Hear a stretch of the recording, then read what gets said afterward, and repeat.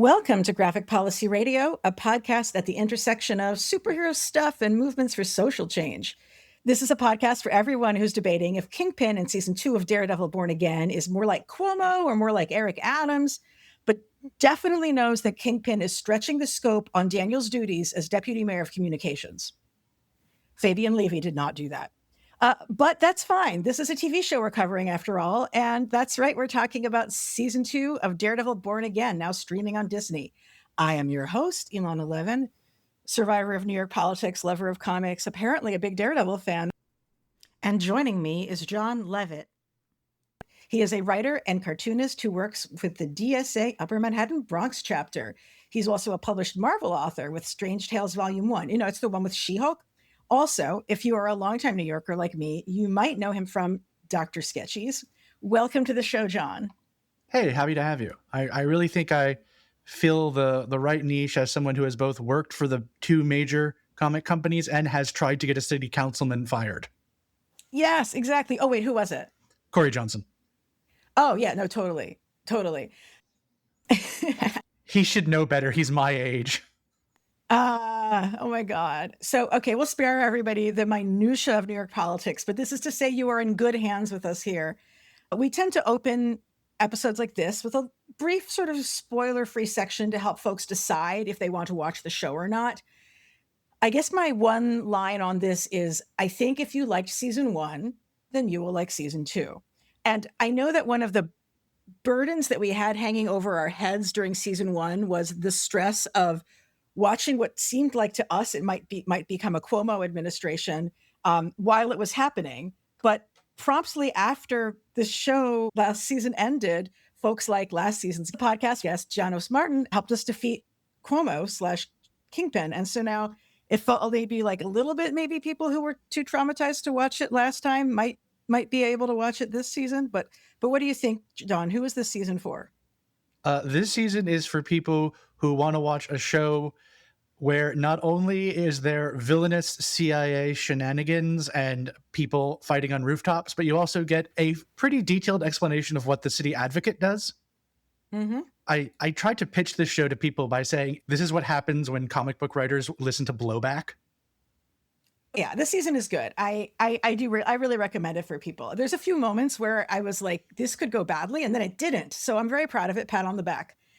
I guess from here, we're going to go full spoilers. But I would definitely say to people, if you haven't seen season 1, season 2 is very much after season 1. So you have to watch that. That's a must do. Something that you mentioned to me, which I think is a really great take, is that actually this, rather than Cuomo, maybe this season is Eric Adams if he had been competent. Take me from there. Yeah, no, like this is the terrifying prospect of like a competent Eric Adams. Because like there was a piece in, what was it? It was Polygon, yeah. Polygon that like described, let's see, Fisk has also claimed to get his vision back just as Eric Adams did. He has also tried to flood the city with robots. And most recently, just like Fisk getting a citizenship in Kuroka, Eric Adams is now an Albanian. Mm-hmm. Mm-hmm. I mean, like everyone goes with like the funny stuff he did, like trying to bribe someone in a paper chip bag, or like claiming that there are secret gems under the city. But he did used to like regularly have his birthday at a restaurant in the Bronx, which had ties to an Albanian crime syndicate that was like smuggling people over the border. Oh my God. Yeah, that was reported in City and State. Yeah. That's no rumor mill, guys, if it's in city and state. Yeah. So it's like the difference between the two is that Fisk definitely has Cuomo's personality, sort of aggrieved and bullying. Mm-hmm.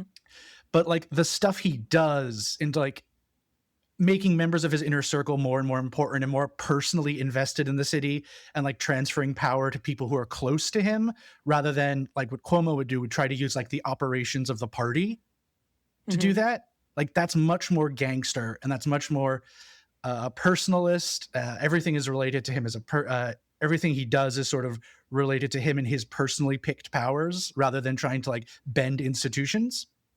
Yeah. So yeah, it's that's like definitely I'm just saying, like, Fisk is what would happen if Eric Adams was good at his job and also wanted to, like, to wield power and not just make himself personally rich. Because the biggest difference between them is that Eric Adams would absolutely love if his job was just to attend children's choirs all day. Because he was doing that all the time. Like, he was constantly declaring it like National Manila Day and raising flags and wearing little costumes. Yeah, it's true. It's his fact that he was a former borough president really stands out when you consider that hobby of his. But no, I think that's a really great insight about the ways they're different and the same, and the contrast with Cuomo. Yeah, well, I also think it's not so much that Fisk is like Eric Adams, it's that Eric Adams is a comic book character. Yeah. Yeah, I mean, both him and Eric Adams might indeed do, as the meme says, kill a leprechaun and grill them, or threaten to. So, yeah. I'm impressed, though, at how real the show was able to go with its politics. I mean, last season was too, but this is just particularly prescient. And, you know, I know we're going to talk about ICE and the CIA, but if there's other points you want to raise, and let's talk about around the gangster rule of the state and how that is fascism. There was a really great article in Reactor magazine by Zach Burdock called Daredevil Born Again and the Fascism of State Gangsters, which is how, like, a lot of fascism is just gangsterism applied to the state. And that's a lot of what Fisk does. Like, he's not trying to use official conduits of power. He's like creating his own private armies.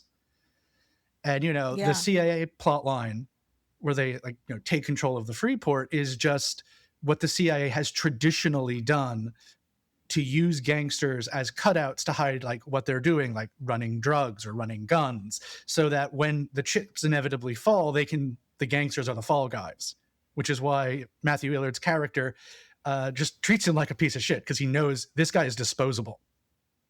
What I love about this character so much is, you know, the way he constantly is needling Kingpin and talking and bringing levity. He is, if Spider-Man was in the CIA. Yes. You know, the way Spider-Man drives Kingpin crazy, it's the same attitude except for evil. I just think it's brilliant. I actually want to know if there's a note in the writer's room, like, what if Spider-Man but evil CIA? What variant of the Spider-Verse is that, man? The one we live in. No. Matthew Lillard. Peter Parker goes to Columbia. Matthew Lillard, great performance. I have a feeling that given his role, I have a feeling we're going to see him in some movies, actually, in the future. Or, I mean, I will if I bother to see them. I don't know, but he could be. But that is one of the fun performances. Let's talk a bit about the CIA in the show. I mean, they're literally trying to run guns that they say they need to have in Burkina Faso. They don't say why, because they actually don't need to bring guns there. Yeah, it is interesting because it is taking something the United States has done in other countries and just putting it in New York. And it's kind of like the imperial boomerang thing. Like, everything you do overseas will eventually come back to you. Yeah. And like, another piece. Oh no, go on. Another piece that I really liked was the swordsman. One of his great moments is he says to the lawyer Kristen McDuffie, it started as a garden variety shakedown, and that's when it really hit, as in, like, Fisk's hatred of him isn't ultimately about him being a vigilante. It's Fisk wants his stuff. And that's when it really hit me how much this season is also about the abuse of civil asset forfeiture, which is when the police, it's generally the police, but it's not always the police, take things from people because the person is, quote, breaking the law, and they say, this is mine now. It's how, like, police will do police stops and just be like, oh, there's some valuable things in the car. Now those are mine. This is like the primary way the police do business in large parts of the country. Like, I know there was a huge rash of this in Tennessee and a big expose. But, we see Kingpin operationalizing that at the highest level. Yeah, no, it is like, these are things that the cops do. I mean, how many small towns are effectively fiefdoms run by the sheriff's department? Yeah, that's great. That's totally right. And I love the swordsman thing just because it's like, well, what if civil asset forfeiture happened to a rich person? And I also underlined in my notes, oh my God, they just arrested Bruce Wayne. Yes, so real. Yes, that is a great parallel for whom that is with, that was the second you're sort of like, is he pretending to be like a playboy? He's got a mustache. Is this dead shot? But that's only in the original incarnation. Nobody cares. So yeah, no, it's Bruce Wayne. It's Bruce Wayne shit all the way.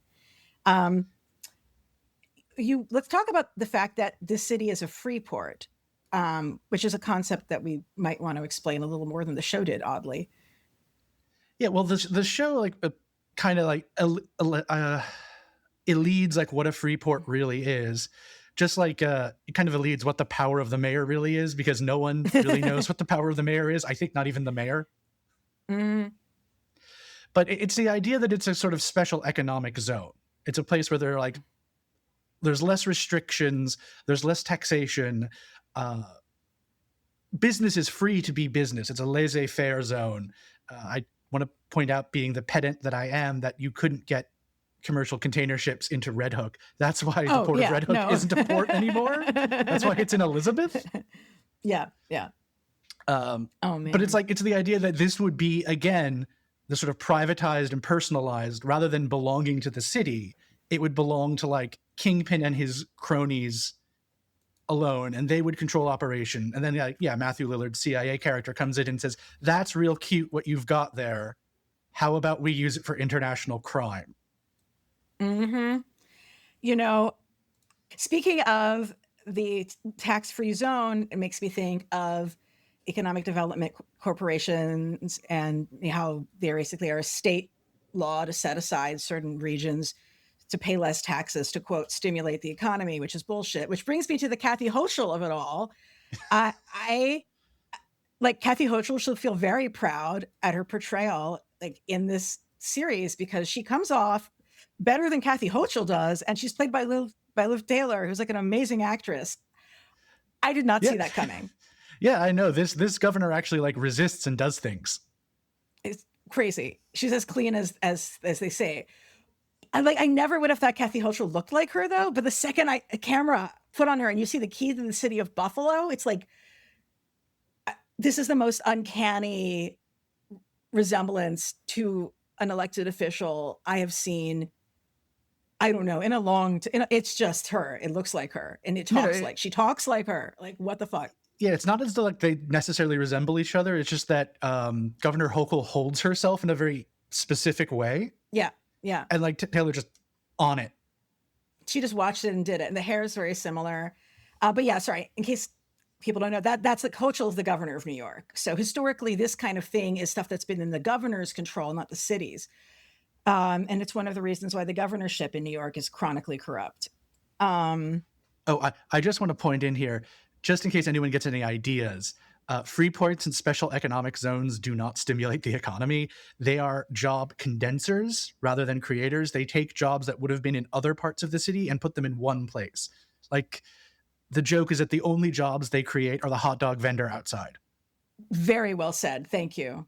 Yeah, it's all smoke and mirrors. Speaking, it makes me sort of think a bit about Vanessa and her arc in this series, because, Hochul connects with her and is like, Kingpin's batshit, but you seem sane. I can work with you.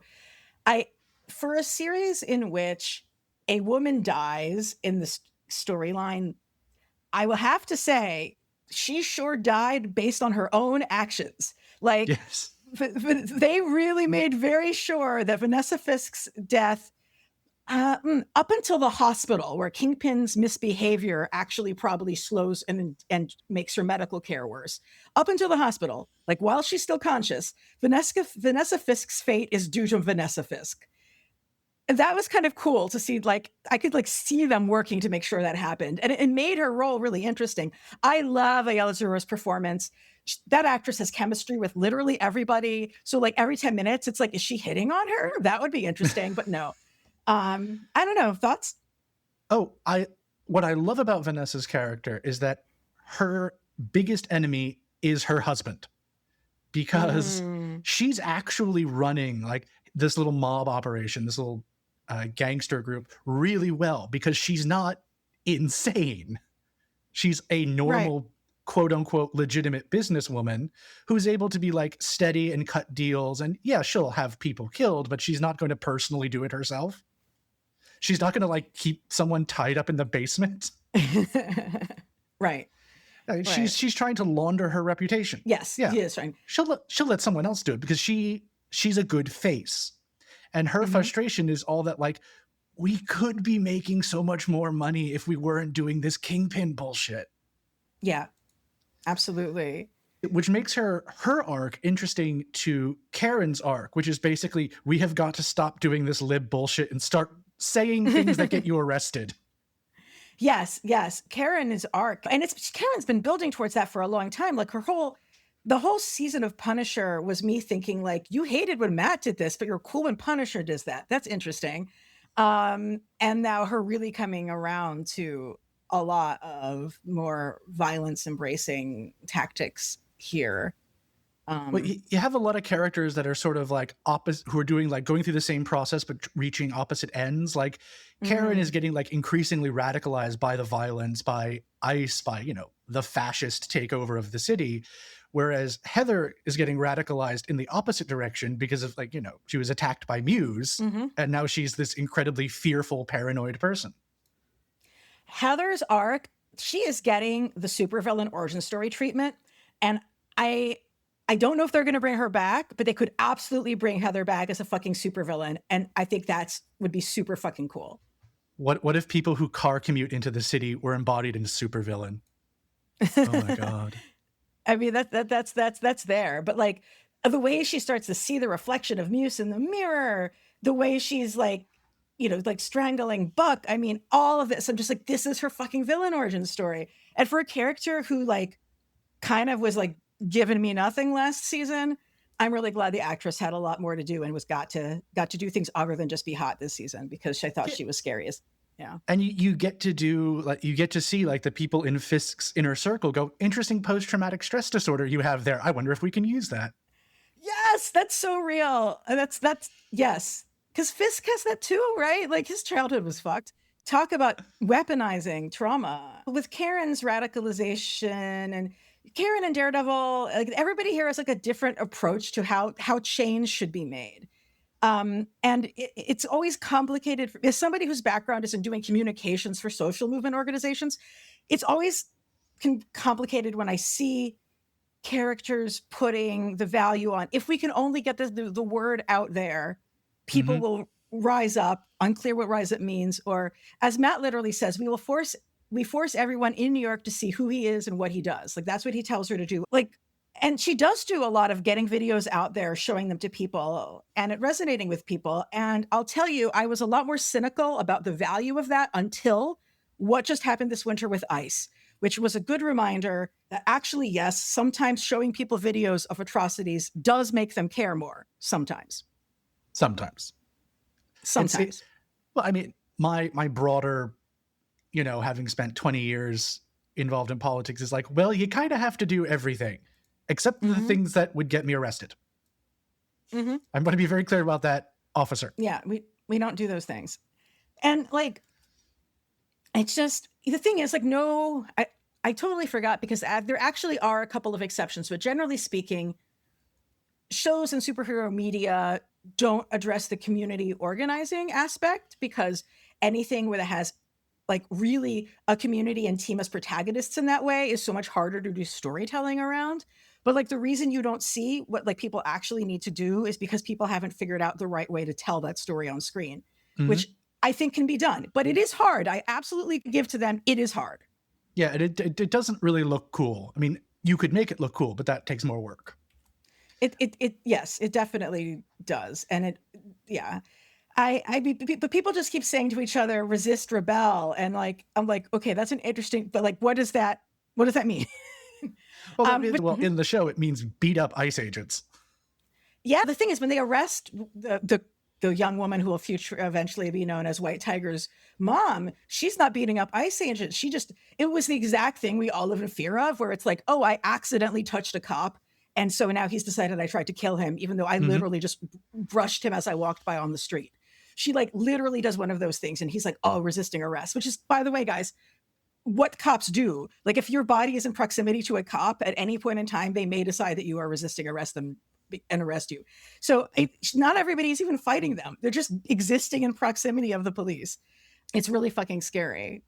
Yeah, and one thing the show actually, like different types of resistance, one thing the show sort of illustrates a little bit, doesn't get too far on, is logistics. Like historically, one of the big ways that, say, South African apartheid was resisted is that longshoremen refused to unload South African boats. And we see, you know, ships getting sunk.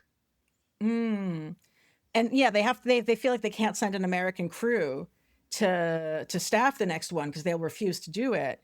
I mean, it's also interesting because you guys are not sending a non-union crew, period, but we won't get there.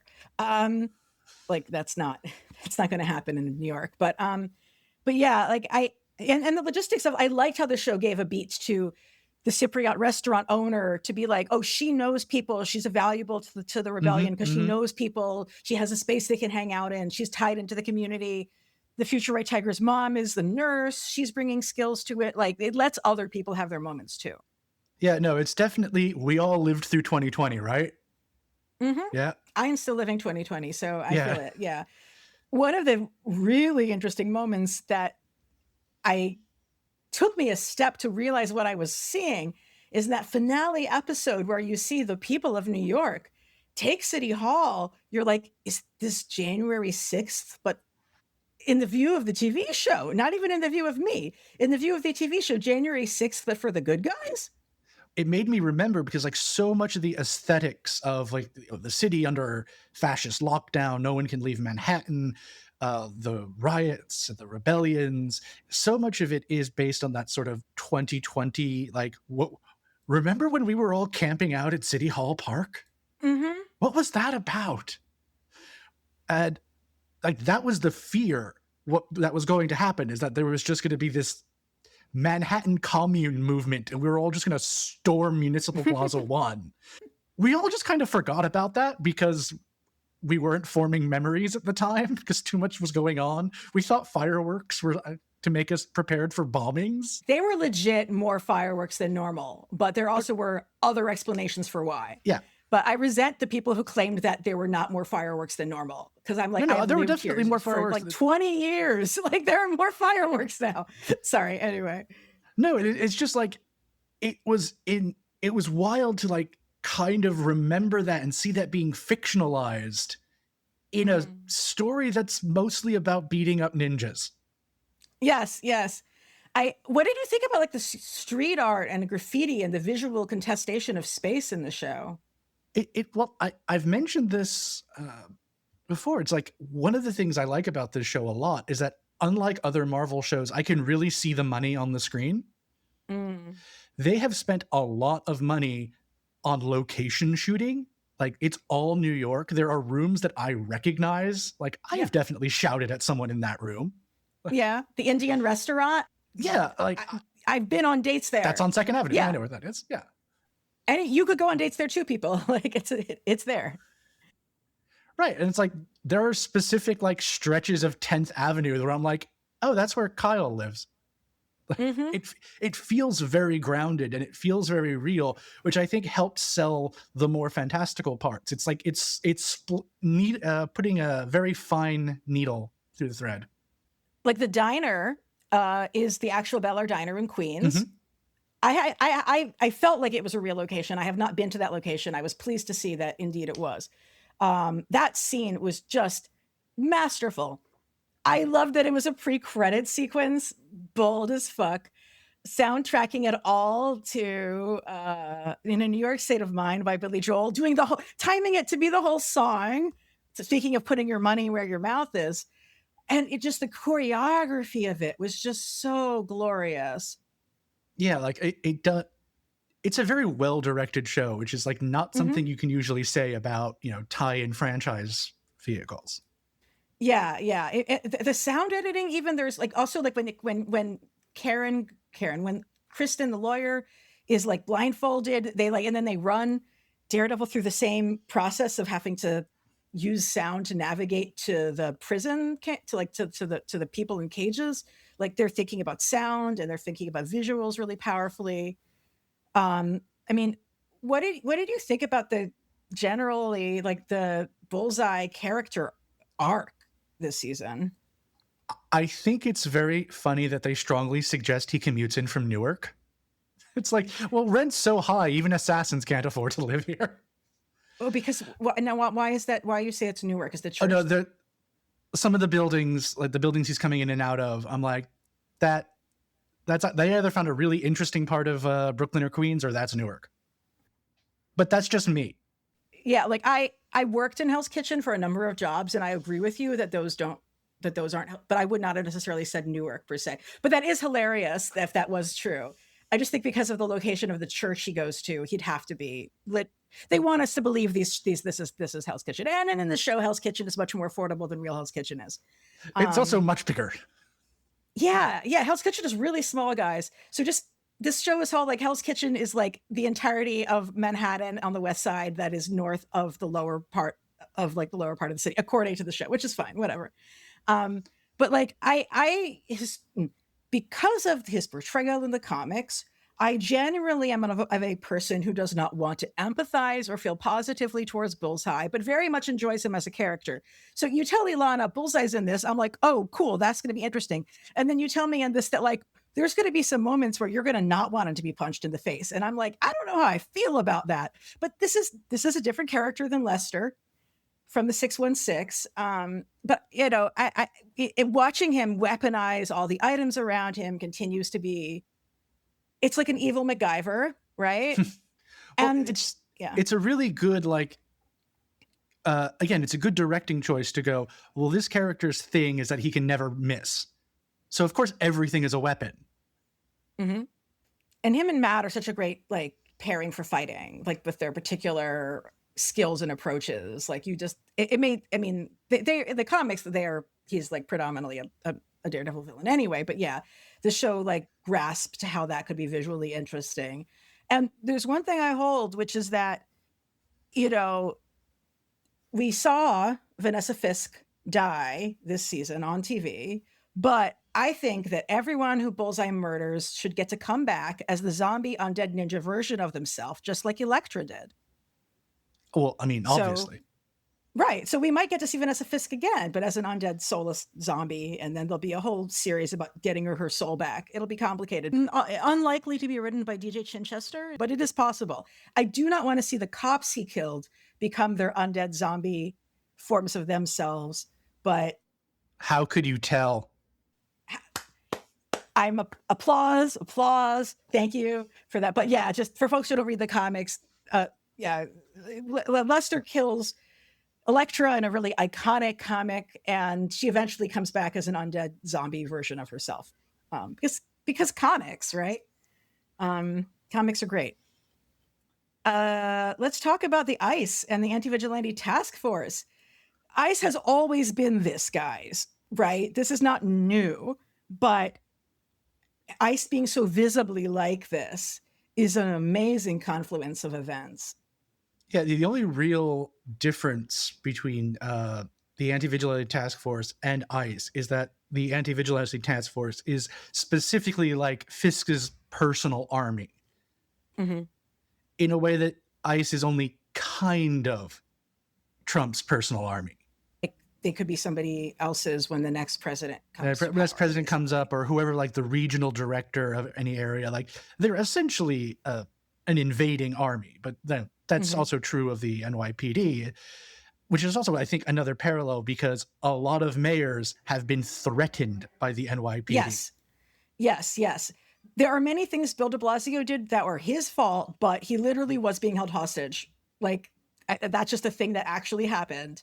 But you know, if you're not brave enough to stomach that, I don't know if you could be mayor in New York. But like, it's fucked up. Yeah, but like historically, the police have been like the antagonists to the mayor, and like this is like, well, what if he had his own special secret police?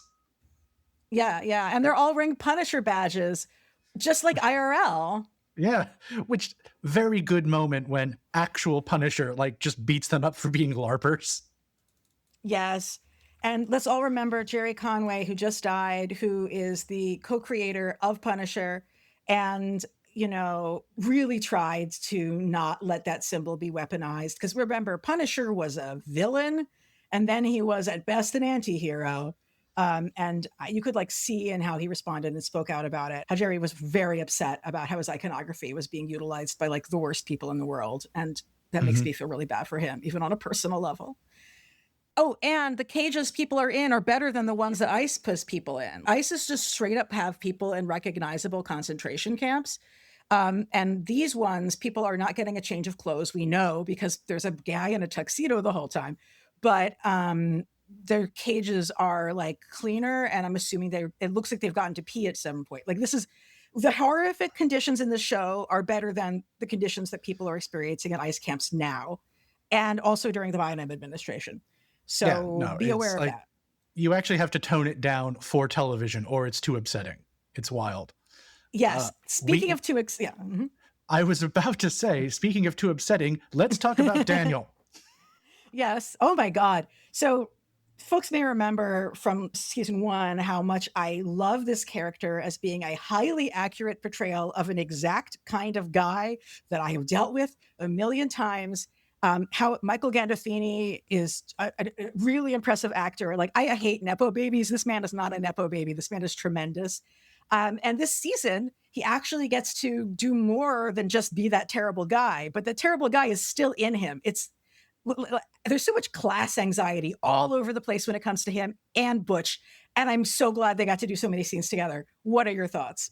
Well, there's class anxiety with first off, when every time he was on screen, I had a physical reaction.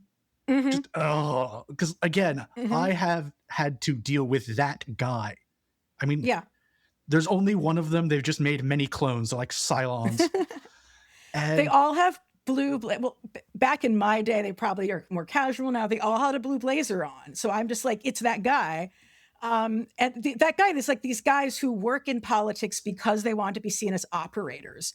They're not there to help the world be a better place or change things or serve the community. They're there as an ego thing. This is the people for whom politics is Hollywood for ugly people. It's that guy who that is about. It's a vehicle for their objects to find power. They like to be smarmy, and they're always so smarmy. Right, and this is who the Eric Adams administration was mostly composed of, which is people who are who are at zero bond every night and don't know what the city advocate does. Yes, accurate. And you have the class anxiety between them, but also Fisk, who is just part of the reason he has swordsmen, arrested is because he's fancy and the city's donors don't like him because he's not part of their world. Yeah, that was a really good touch. I mean, and of course the character bringing in the terror and I'm oh, now I see why you made him French. Sure. But yeah, so this is the season where Daniel gets to do things other than make me want to vomit, because in the end of the day, he doesn't sell BB out. He absolutely dies to protect his friend. And knows it, and he's made a choice. The politics finally gets real to him, when it's hey, you need to prove your loyalty. Bury this body. And it's what an amazing thing just to have it, knowing where the bodies are buried and that being the test. Be if you really are on the inside, then we will show you where the bodies are buried, and that is the test. You have to bury them. Please take Senator Menendez with you. Oh my God. Just this tension of, oh, we're going up to Albany. Oh, I'm going to a hardware store. The whole time we're he should just run, right? Or is that bad? Should he not? Should he wait for Buck to get back to the car? I'm just sweating fucking bullets. I mean, I liked it just because you have James Gandolfini's son. How do you not do a riff on the Pine Barrens episode of The Sopranos? Yes. Every time you see his reflection in the dashboard, it's just the dashboard mirror. I'm oh my God. And I'm not a big Sopranos watcher, and I still was just I recognize those shots. Absolutely. Yeah. Absolutely. Do you buy him saving BB's life? I think narratively someone had to flip like that, and it might as well have been him. Because if you make it he doesn't have the... It's good. good in character that in the end of the day, he doesn't have the stuff to be an actual gangster. He's always Yeah. just been a hanger-on. Yeah, yeah, totally. And the show really sells him and BB as like that example of like people who are seeing each other as marks basically and then actually becoming friends. I mean, obviously he's attracted to her, but he's not like fucking shoving his tongue down her throat. Well, And I was gonna say, again, like we have like people arriving at sort of the same conclusions from different angles. You can see BB and Daniel as sort of young people who are trying to enter politics through other means. One yes, via becoming connected and becoming an insider, the other via, guerrilla marketing campaigns and information disabusal. it's so crazy though that she had this super successful web series that was like all ready to become sycophant for Fisk, and people were just like, yes, I like this. I think that's something that is very real and accurate, and I would not have predicted several years ago, I would not have thought that would be a thing that would appeal to people even. So like, Well, yes, there's the BB report and then there's the real deal, yeah, but like what I liked about the BB report is that when it's first put out, it's like it has plausible deniability for being like a Fisk sycophant propaganda machine. But as it goes on, it becomes more and more obvious that's what it is. Mm-hmm. And I just like a way of adding progression with that. And of course, yeah, the anti-Fisk propaganda they have to like crop out of the videos. I also knew that it was BB in the Fisk costume because I could tell it was a short person. And I'm like, the shortest distance between two dots or however it goes. I'm like, that's BB. And then I felt very proud of myself because it was BB. But yeah, the whole thing with him being told, you got to plug the leak, that's your job. I'm like, technically it's actually not, but that's fine. That's fine. Well, that's another thing it's another thing you get in like personalist regimes, which is like, look at Marco Rubio. Like one person suddenly has to do all the jobs because they're the only person that person can trust. Yeah, there's also like literally IRL. If your boss assigns tasks to you that are not in your job description, they can't do that. I mean, obviously nobody fucking enforces labor law, but like you can't be hired to be an art director and then be told to fix somebody's car. That's just not a thing. But of course, employers do whatever the fuck they want. I don't remember if there was much interaction between Butch and Daniel last season, but like with the little bit of a flashback we have to Butch in this one, where you're like, okay, so this guy is not as posh as he comes off. There's this sense that he sees him at first he was irritating, and then he's like, when he says he could potentially be something better, I think he means that, and I think he sees himself in him, but he's willing to even kill himself to serve the power that he serves. I think Butch killing Daniel, I think, is a very important moment, even though Butch has killed a fuck ton of people. That's my thought. No, because like he clearly like me, Butch can look at Daniel and go, okay, I know a Bensonhurst Stryver when I see one. Yeah.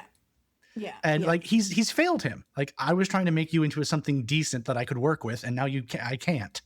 So you're of no more use to me. I mean, like, oh God, it was a brutal beatdown too. Apparently Buck Cashman is a character in the comics called Bullet, who I did not associate with him at all until one of our listeners pointed that out to me, and I was like, oh no shit, yeah, no, that is him. Because he just feels like a whole fully formed for the show kind of thing. And I like how nobody questions why there's like a random British guy around at all time, because New York's a cosmopolitan city, and why not? But New York is also a city that has history of Madison Square Gardens and high profile boxing events. The Fisk boxing thing, Vincent D'Onofrio, do you think when he was starring in Full Metal Jacket as a young man, he thought he'd be doing a fight scene at this advanced age in his life? Well, it is interesting how like just visually it is recalling Full Metal Jacket. And personal information, for my first book, Scarlet Takes Manhattan, I got an entire plot point wrong because it culminates in a boxing match that would have been wildly illegal at the time. Because like the history of boxing in New York is very fraught. It's like relatively recently been like decriminalized because like with a lot of things, it was mob run and you had illegal boxing matches. And it's kind of like gambling. We legalize it in order to clean it. Yeah. But yeah, boxing spectacle. I mean, it's blood sport. I loved that we got so many well-filmed reaction shots of the crowd, as you saw some people turn against it with disgust and other people just keep liking it more, you know, because it's like not everybody knew what they were signing up for being there. Do you know what I mean? Yeah, yeah. And also, you know, Trump is trying to make UFC his version of that, but he's too chicken to step in the ring. So Yeah, there you well, have but it. he was also like part of the WWF for years. It's like there's a lot of like the link between like comic book characters and wrestling. Like it's explicit in Spider-Man. That is true. And it's also explicit in the life of Donald Trump, which is why you should read former podcast guest Josie Reisman's book, Ringmaster, Vince McMahon and the Unmaking of America, if you want to understand American politics today. I just think it's so smart for the show to have that boxing match element. It just brings and the visual of this very large, all covered in white mass of a person that is Kingpin in the comics, contrasting it with different shapes and other bodies has always been such a strong visual motif. Oh, can I call out one?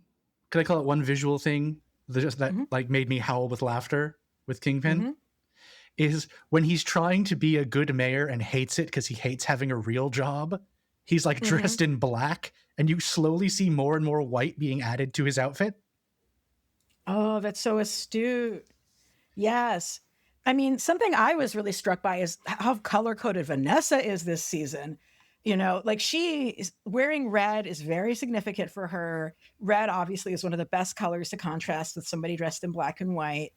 It's also that she's in white for her death scene because then you have that dramatic, she is being Kingpin's vessel in that, and then she dies. I mean, oh my God, the crystal thing in her brain, which again, the only reason that shard gets in her head is because Kingpin attempts to deflect the paperweight with his belt and the shard recoils.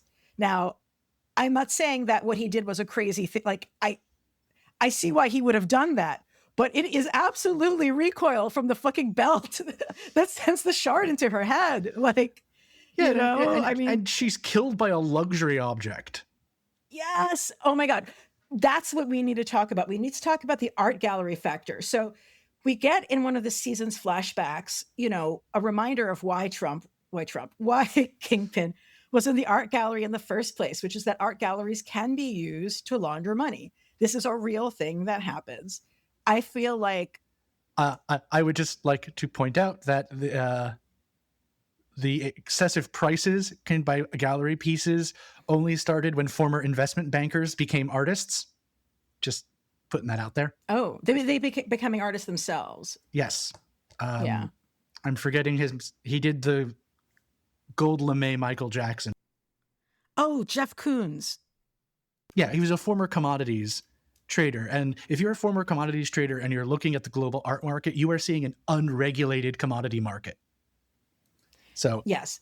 And, you know, as someone who has worked at an art gallery at one point in my life, it was interesting for me in the original series to sort of be like, okay, so would one of those blue chip gallery women go off with a guy who's clearly mob rather than like covertly mob? And I was like, yeah. Like the only reason they haven't all done that is because they have family money, so they don't necessarily need to. But her entire character just completely adds up in a nice, disturbing little package. Yeah, and the thing about that flashback is it's all tying together all of these big New York City themes of like big money, big capital, big real estate, because every New York City story is a story about real estate, is that you see Vanessa sort of being coached into how to sell. And I loved that. It's like, oh, it's all just transaction. It's all buying and selling. It's all, this painting is worth what I tell you it's worth or what you think it's worth, because it has no inherent use value. And I'm just sitting here going, Marxism. Yeah. I just, so rarely do I think mass media interacts with understanding the art world at all too. And like, folks, this is a significant factor in New York. Like, I don't want to say that I remember how much of the economy it represents, but like, it's a real thing here. So, you know, you're not, it's good to have a New York story that goes to that place. And, Yeah, yeah. well, it ties into the former story about like the network of uh, donors, like who would Hmm. fund a mayoral campaign. It goes into like what gets it put into museums, who goes to what gala. Uh, Bonuses on Wall Street affect high-end dining prices and gallery prices. If their bonuses go down, you actually see changes in the art world. So, in terms of what's happening next, I don't usually put a lot of stakes and predictions because I want the show to do what it should do, and I'm not in the gambling market. But something interesting is of all of the shows to seed a future Marvel teen superhero, I would never have thought Daredevil might be one because that's not a big feature in his kinds of stories, and they're very noir. But after after White Tiger 1 gets killed, Hector Ayala in season 1, like that guy's daughter is going to be White Tiger 2, and she's literally doing White Tiger stuff in this using his powers. And I thought that the show did a good job at something really hard, which is letting a teenager do brave things that you can believe might be done by them. Like, what is she? She has a stealth superpowers. Great. So she steals people's walkie talkies and guns and she slashes the tires of the vans. That's great. Like, I don't want to see her like taking down like whatever with her bare hands. That's like not how it works. And she's like, you know what I mean? Like, there's too much there. That would be for me, even though she has superpowers, that's like too much disbelief to exist in the world of the Daredevil series. I would not be surprised if the next time we see her and it's in some solo project, suddenly she knows how to fucking fly. But for the world of Daredevil, I think they did as good a job as you could do bringing in a teenage superhero into it, you know, with powers like into that. And an amazing performance from that young woman. Child actors are a fucking nightmare. That girl was great. Well, it goes to what I was saying before. Like something this season in particular does really well is keep the scope and sort of the power level toned down in a way that feels manageable, even if people are like jumping off rooftops and have like super strength or whatnot. It feels like a slight exaggeration of reality. Mm-hmm. Um, Yeah. Rather than, Yeah. you know, the stakes are the universe. It's like, no, the stakes are, I think this city's going to be run by a fascist. Yep. Yep. And it's interesting when Mr. Charles is sort of like tries to make it sound small. Because okay, I live in New York. I think Mr. Charles is wrong, actually, about the importance of the mayor of New York. I think he's just negging him. Maybe one of our non New York listeners wants to call in and tell me if I'm right or not. But like, this is one of the most important cities in the world. This is the economic engine of America. And I just think that actually it really does matter that much beyond just New York if New York is controlled by gangsters. Well, So, the thing about like I said before, no one knows what the powers of the mayor of New York is, not even the mayor, mm-hmm. is like it's kind of like being the vice president. It can kind of be whatever you want it to be if you want it hard enough. Yeah. Yeah. And, you know, a lot of the time being the mayor is all about claiming you can't do certain things.